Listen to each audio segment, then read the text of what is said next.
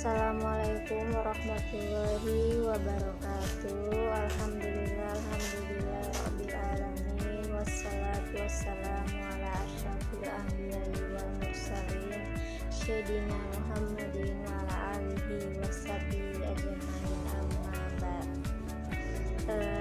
Kami dari kelompok 13 yang akan membacakan materi tentang Transnational Corporation yang beranggotakan Muhammad Anharul Ulum, Fitriyanti, dan Farah Amandandia. Baik, langsung saja. Asal mula pertumbuhan TNC. Arus modal telah mengalir secara internasional sejak hari pertama kapitalisme dicetuskan. Pola perdagangan barang dan jasa yang begitu meluas, plus adanya arus modal yang tiada henti melintas batas-batas geografis suatu negara telah menandai munculnya produksi kapitalis di Eropa. Kemudian perdagangan memainkan peranan utama dalam munculnya kapitalisme industri pada abad ke-18 di Inggris.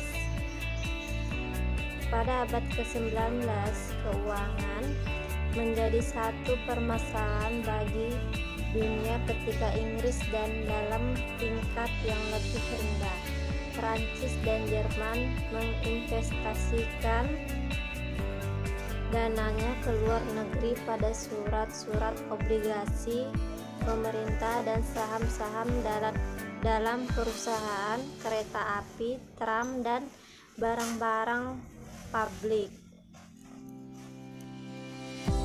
Investasi tersebut berwujud portofolio, dan pada saat Perang Dunia I bergolak, sekitar 90% dari semua investasi asing adalah investasi portofolio.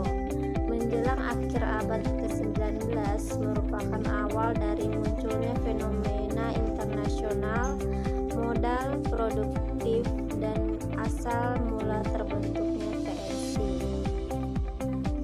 Kedua hal tersebut merupakan hasil dari pengembangan cara produksi kapitalis pada pertengahan abad ke-19 yang ditandai dengan adanya kemajuan dan perkembangan di bidang transportasi.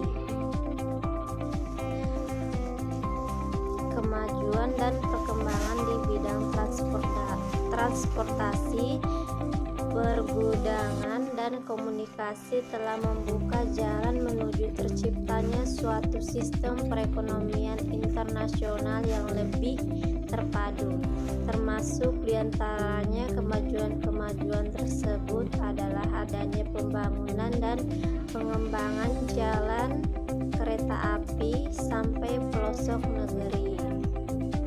Adanya improvisasi teknologi pada berbagai sarana transportasi yang sudah ada, serta penemuan berbagai jenis alat yang semakin memudahkan dan memperlancar aktivitas manusia. Misalnya penemuan mesin telegraf, fotokopi, dan lain sebagainya. Peranan TNC dalam perekonomian dunia. Ada dua cara yang digunakan dalam memahami tentang makna TNC dalam perekonomian dunia, yaitu yang pertama secara kualitatif, yaitu dengan cara menyoroti ukuran besarnya perusahaan-perusahaan tersebut dan pengaruh mereka terhadap produksi dunia, investasi asing, penciptaan teknologi keuangan dan perdagangan. Dan yang kedua secara kualitatif, yaitu dengan melihatnya pertumbuhan TNC sebagai sebuah proses yang berkaitan erat dengan sistem kapitalis. Baik, sekian dari saya. akan dilanjutkan oleh saudari Farah. Perspektif teoritis tentang TNC. Masalah pertumbuhan dan pengaruh TNC terhadap NSB telah melahirkan banyak perdebatan dan perbincangan para pakar, baik yang pro maupun yang anti terhadap TNC. Kelompok pemikiran yang pro TNC tentu saja menekankan analisisnya pada manfaat yang dibawa TNC ke NSB. Sedangkan kelompok pemikiran yang anti TNC yang merupakan pendekatan kritis lebih menekankan analisisnya pada efek negatif yang disebabkan oleh kegiatan-kegiatan TNC tersebut. Dalam bagian ini, kelompok TNC terdiri dari dua kelompok, yaitu kelompok neoklasik dan kelompok neo-fundamentalis. Sedangkan kelompok yang anti TNC juga terdiri dari dua kelompok, masing-masing adalah kaum globalis dan kaum neo-imperialis. A. Kelompok pro-TNC. Yang pertama, kaum neoklasik. Hampir semua penduduk investasi asing TNC mendasari argumennya pada teori kelompok neoklasik. Ada beberapa tokoh dari kelompok ini, antara lain Ruber, Mier, Vernon, Ruckman, dan Balasubramanyam. Ada dua inti pemikiran dari kelompok ini, yaitu mereka menganggap bahwa TNC merupakan pengalokasi sumber daya yang efisien secara internasional sehingga akan memaksimumkan kesejahteraan dunia, dan mereka percaya bahwa investasi langsung dari TNC merupakan yang paling baik dari semua alternatif yang layak. 2. Kaum neo-fundamentalis. Adanya beberapa tokoh dari kelompok neo-fundamentalis ini, antara lain Warren, Emmanuel, dan Cooper. Tesis utama yang diajukan oleh kelompok ini adalah bahwa pengaruh imperialisme terhadap NSB adalah progresif, dalam artian bahwa imperialisme dapat membangun sebuah kekuatan produktif di NSB. Kelompok ini menyatakan bahwa investasi asing swasta di NSB secara ekonomis akan bermanfaat jika terlepas dari tindakan-tindakan pengendalian pemerintah, dan investasi tersebut harus dianggap bukan sebagai penyebab ketergantungan, namun lebih sebagai alat untuk memperkuat dan diversifikasi oleh negara tuan rumah. Oleh karena itu, dia akhirnya akan mengurangi ketergantungan dalam jangka penting. Ya, di sini saya akan melanjutkan penjelasan dari saudari Farah mengenai transnasional dan corporation. Langsung saja. TNC dan ahli teknologi. Sebelum membicarakan tentang peranan TNC di bidang teknologi, mungkin perlu bagi kita untuk mengetahui penjelasan dari beberapa definisi tentang teknologi tersebut. Ada berbagai macam definisi mengenai teknologi. Antara lain ialah teknologi dipandang sebagai sebuah pengetahuan yang teratur untuk produksi. Teknologi merupakan pengetahuan tentang bagaimana untuk melakukan segala sesuatu yang terkait dengan kegiatan ekonomi. Dan ada juga pengertian teknologi sebagai pengetahuan tentang bagaimana cara mengendalikan dan mengeksploitasi fenomena alamiah untuk produksi. Namun apapun definisi yang digunakan, ada dua elemen yang selalu muncul, yaitu pengetahuan dan produksi. teknologi tidaklah selalu sama dengan ilmu maupun teknik. Teknik adalah sebuah proses khusus yang diterapkan dalam produksi untuk suatu komoditas tertentu.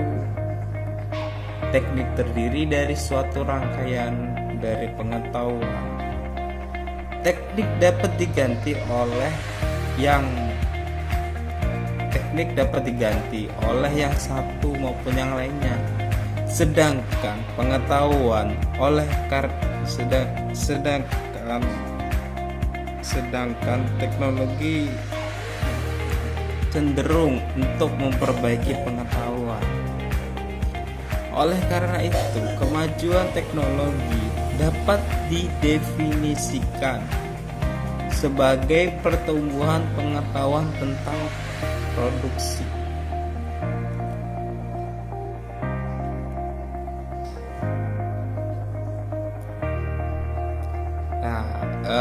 Selanjutnya ialah tentang TNC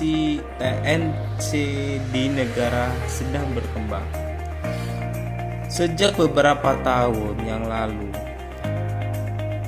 ada suatu fenomena yang banyak diperbincangkan adalah munculnya TNC dari NSB. Mula-mula hal tersebut dianggap sebagai kepanjangan tangan bagi Amerika Serikat atau negara-negara kapitalis maju lainnya.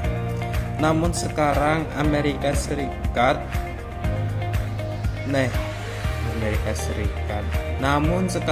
TNC dari NSB yang mungkin belum terlintas di pikiran kita pada suatu dekade yang lalu kiranya cukup menjadi sebuah fenomena yang menarik bagi kita.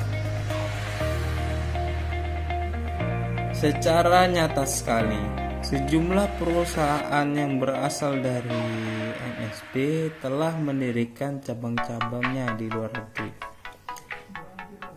Menurut UNCTAD, aset luar negeri terbesar yang dimiliki oleh TNC dari NSB adalah sekitar 67,8 miliar US dollar. Hutchison Whampoa Ltd sendiri berada pada peringkat ke-17 dari 100 TNC teratas di dunia berdasarkan nilai aset luar negeri yang dimiliki. Posisi Hutchison Whampoa Ltd berada di atas Siemens AG dan Honda Motor CO Ltd. Fenomena Hutchison Whampoa Ltd itu sendiri menggambarkan era kebangkitan dari industri domestik NSB. Namun sayangnya dari 100 NSB yang diekspor Ustad tidak satupun nampak perusahaan dari Indonesia.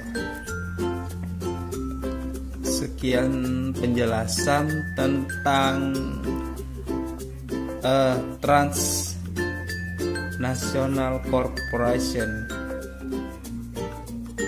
Jika ada salah atau keliru, mohon dimaafkan dan diluruskan dari teman-teman atau dari dosen pengampu. Sekiranya itu saja dari kami, mudah-mudahan bermanfaat. Wallahul muwaffiq ila aqwamit thoriq. Wassalamualaikum warahmatullahi wabarakatuh.